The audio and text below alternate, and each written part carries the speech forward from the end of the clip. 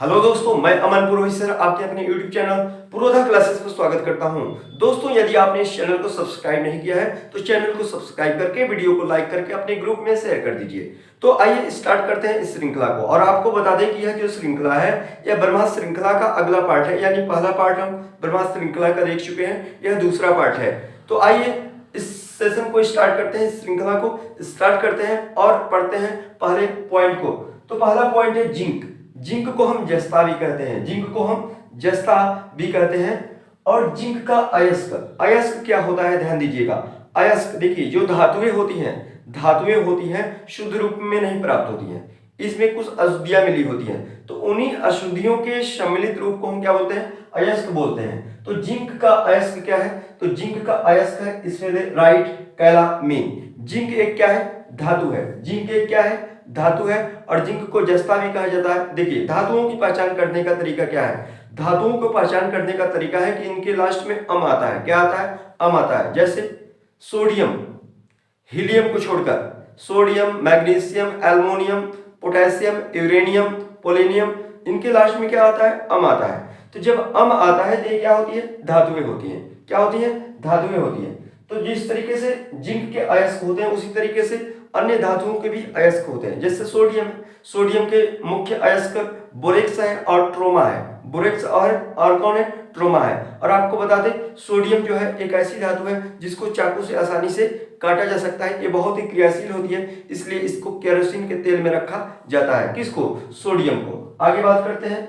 तो जिंक के अयस्क कौन कौन है, स्पेलेराइट और कैलामीन है, इस बात को ध्यान रखिएगा। आगे गुलाब सोना, लाल सोना, गुलाब सोना और क्या, लाल सोना किसको कहा जाता है, किसको कहा जाता है, जब आरम यानी सोना और कापर को मिलाया जाता है तो इसे गुलाब सोना या फिर लाल सोना या फिर इसे रूसी सोना भी कहा जाता है। क्योंकि यह सोना रूस में बहुत प्रचलित था, इसलिए इसे रूसी सोना भी कह दिया गया। आगे बात करते हैं सोना को की बात हम कर लें। सोना जो होता है बहुत ही आघातवर्धनीय होता है। आघातवर्धनीय का मतलब कि चोट पहुंचाने पर ये बढ़े। आपको बता दें कि 1 ग्राम सोने से 2 किलोमीटर तक वायर बनाया जा सकता है, इतना यह तन्य और आघातवर्धनीय होता है। कौन, सोना। आगे बात करते हैं। सोना का जो सूत्र होता है AU होता है, जिसे हम आरएम भी कहते हैं, इस बात को भी ध्यान रखिएगा। आगे पैराकिट, पैराकिट है क्या, तो पैराकिट यह तोते की एक प्रजाति है। तोते की एक क्या है, प्रजाति है, जो उत्तरी अमेरिका व यूरोप में अधिक लोकप्रिय है। पैराकिट तोते की एक प्रजाति है जो अमेरिका व यूरोप में क्या है, अधिक लोकप्रिय है। इस बात को भी आप ध्यान दीजिएगा। आगे बात करते हैं सौर ऊर्जा का प्रमुख स्रोत क्या है। सौर ऊर्जा का प्रमुख स्रोत क्या है, तो सौर ऊर्जा का प्रमुख स्रोत है नाभिकीय संलयन। क्या, नाभिकीय संलयन। जब नाभिकीय संलयन देखिए क्या है, नाभिकीय संलयन क्या है, जब हल्के नाभिक मिलकर बड़े नाभिक का निर्माण करते हैं तो उस समय अपार ऊर्जा निकलती है, उसी को हम बोलते हैं क्या, नाभिकीय संलयन। और सौर ऊर्जा का प्रमुख स्रोत कौन है, नाभिकीय संलयन है। सिर्फ सौर ऊर्जा का ही नहीं, जितने भी तारे हैं उनकी ऊर्जा का स्रोत क्या है, नाभिकीय संलयन है। नाभिकीय संलयन है जिसमें सर्वाधिक हाइड्रोजन पाया जाता है, उसके बाद हीलियम पाया जाता है। आगे बात करते हैं टेल स्टार क्या है। टेल स्टार क्या है, यह विश्व का प्रथम संचार उपग्रह है। टेल स्टार क्या है, यह विश्व का प्रथम संचार उपग्रह है जिसे 10 जुलाई 1962 में अमेरिका के नासा द्वारा प्रक्षेपित किया गया था। टेल स्टार क्या है, यह विश्व का प्रथम संचार उपग्रह है जिसे 1 जुलाई 1962 में नासा द्वारा, अमेरिका के नासा द्वारा क्या किया गया था, प्रक्षेपित किया गया था। आज देखिए एक क्रियाशील तो नहीं है लेकिन फिर भी अपनी कक्षा में क्या कर रहा है, चक्कर लगा रहा है। कौन, टेलस्टार फर्स्ट, टेलस्टार 1। आगे बात करते हैं एनीमोमीटर से हवा का वेग मापा जाता है। एनीमोमीटर से क्या मापा जाता है, तो हवा का वेग मापा जाता है। आगे बात करते हैं मानव शरीर में रक्त का धक्का विटामिन के से जमता है। विटामिन के से बनता है, विटामिन के से जमता है। विटामिन के क्या है, तो विटामिन के का वैज्ञानिक नाम है नेफ्थोक्विनोन या फिर फिलोक्विनोन। नेफ्थोक्विनोन या फिर क्या, फिलोक्विनोन। अब यह वसा में घुलनशील है। वसा में घुलनशील कौन कौन है, ADEK, ये वसा में घुलनशील है, और BC जल में घुलनशील है। आगे बात करते हैं मनुष्य पृथ्वी पर न्यूनतम भार तब डालता है जब वह लेटा रहता है। मनुष्य पृथ्वी पर अपना सबसे कम से कम भार कब डालता है? जब वह लेटा रहता है। आपको पता है कि दाब बराबर होता है बल बटे क्षेत्रफल। क्षेत्रफल बढ़ाएंगे तो दाब क्या होगा? घटेगा। क्षेत्रफल घटाएंगे तो दाब बढ़ेगा।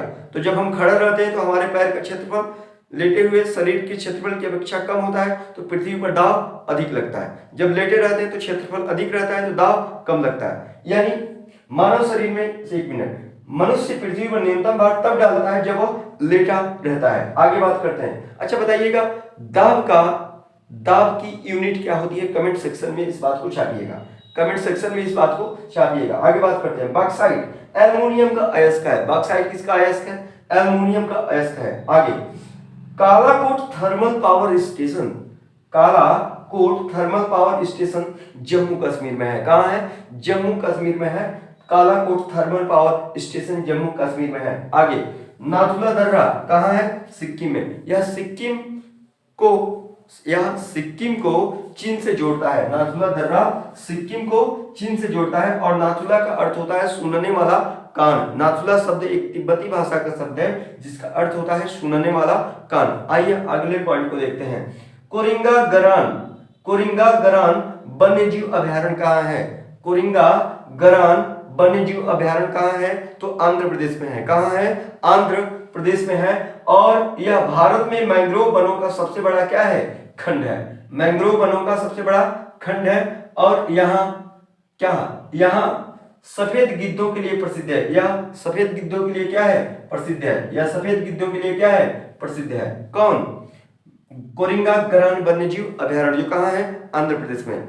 आपको बता दें, ये जो मैंग्रोव वन होते हैं ना, ये क्या होते हैं? मैंग्रोव वन होते हैं। इनको सुनामी का योद्धा और भी कहा जाता है। मैंग्रोव वनों को सुनामी का योद्धा भी कहा जाता है। आपको बता दें कि सुनामी का योद्धा हम सुंदरी वनों को भी कहते हैं। सुंदरी वृक्षों यानी सुंदरी वनों को भी हम क्या बोलते हैं? सुनामी का योद्धा कहते हैं। और सुनामी क्या है? जापानी भाषा का शब्द है जिसका अर्थ होता है समुद्र के तट पर आती हुई लहरें। समुद्र के तट पर आती हुई लहरें। आगे बात करते हैं। अच्छा बताइएगा, गिद्ध वर्तमान में विलुप्त हो चुके हैं। गिद्ध वर्तमान में विलुप्त हो चुके हैं। आपको बता दें कि गिद्धों के विलुप्त होने का कारण एक दवा थी, जो दवा पशुओं को दी जाती थी, वह दर्द निवारक दवा थी, दर्दनाशक दवा थी। उस दवा का नाम है डाइक्लोफेनिक। क्या नाम है? डाइक्लोफेनिक दवा है, जो पशुओं को दी जाती थी। जब पशुएं मरे तो उनको फेंक दिया गया, उनके मांस को गिद्ध खाए और इनके जो शुक्राणुओं की क्षमता है, जो अंडाणुओं की क्षमता है, धीरे धीरे क्या हो गई? समाप्त हो गई और ये बिल्कुल क्या हो गए?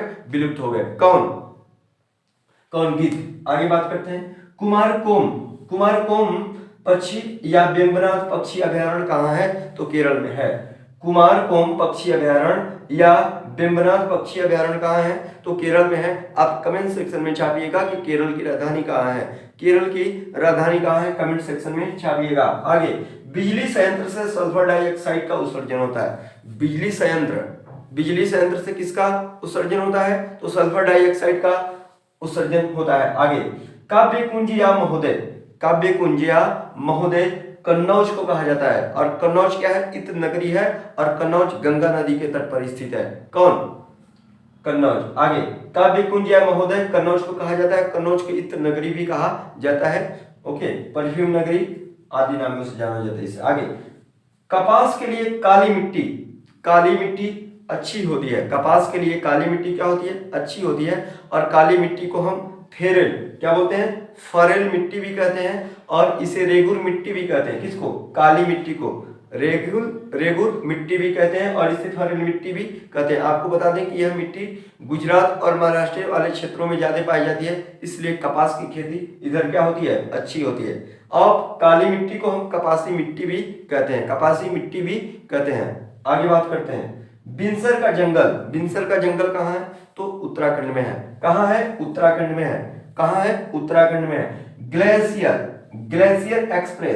ग्लेशियर एक्सप्रेस कहाँ प्रचलित है? कहाँ चलती है? तो स्विट्जरलैंड में। और स्विट्जरलैंड की राजधानी कहाँ है? बर्न है। स्विट्जरलैंड की राजधानी कहाँ है? बर्न है। इस बात को ध्यान दीजिएगा। गेटवे ऑफ इंडिया कहाँ है? मुंबई में है। लेकिन इंडिया गेट कहाँ है? दिल्ली में। गेटवे ऑफ इंडिया कहाँ है? मुंबई में। इंडिया गेट कहाँ है? दिल्ली में। आगे, फ्लेमिंगो शहर कहाँ है?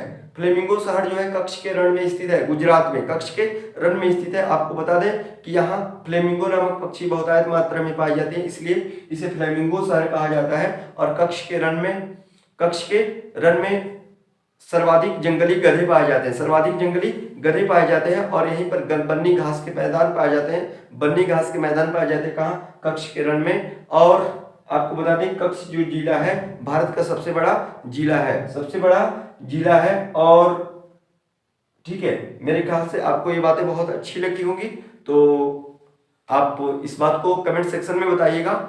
थैंक्स। ओके।